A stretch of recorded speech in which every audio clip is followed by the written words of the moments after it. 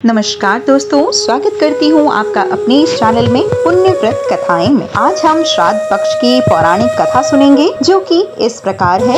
यह दो भाइयों की कथा है जो कि जोगे और भोगे के नाम से जाने जाते थे। दोनों अलग अलग रहा करते थे। जोगा धनी था और भोगा निर्धन था। दोनों में परस्पर बड़ा ही प्रेम था। जोगे की पत्नी को धन का अहंकार था, किंतु भोगे की पत्नी बहुत ही सरल हृदय की थी। पितृपक्ष आने पर जोगे की पत्नी ने उससे पितरों का श्राद्ध करने के लिए कहा, तो जोगे ने इसे व्यर्थ का कार्य समझकर टालने की चेष्टा करने लगा। किंतु उसकी पत्नी समझती थी कि यदि ऐसा नहीं करेंगे तो लोग बातें बनाएंगे।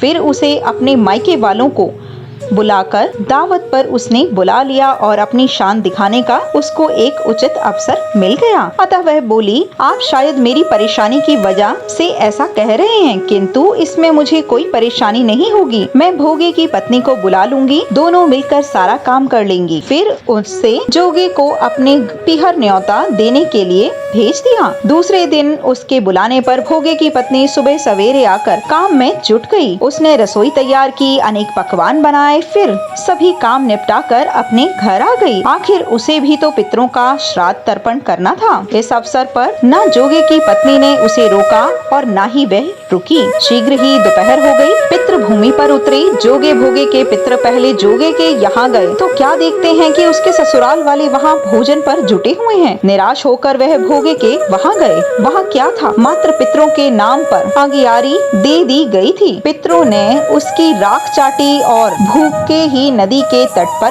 जा पहुँचे। थोड़ी देर में सारे पितर इकट्ठे हो गए और अपने अपने यहाँ के श्राद्धों की बड़ाई करने लगे। जोगे भोगे के पितरों ने भी अपनी आप बीती सुनाई। फिर वे सोचने लगे, अगर भोगा समर्थ होता तो शायद उन्हें भूखा न रहना पड़ता। अगर भोगे के घर पे 2 जून की रोटी भी खाने को नहीं थी। यही सब सोचकर उसने भोगे पर उन्हें दया आ गई। अचानक वे नाच नाच कर गाने लगे। भोगे के घर धन वर्षा हो गई। भोगे के घर धन ही धन हो गया। सांझ होने को हुई। भोगे के बच्चों को भी कुछ भी खाने को नहीं मिला था। उन्होंने माँ से कहा, माँ भूख लगी है। तब उन्हें टालने की गरज से भोगे की पत्नी ने कहा, जाओ आंगन में हौदी औंधी रखी है, उसे जाकर खोद लो और जो कुछ मिले बांट कर खा लेना।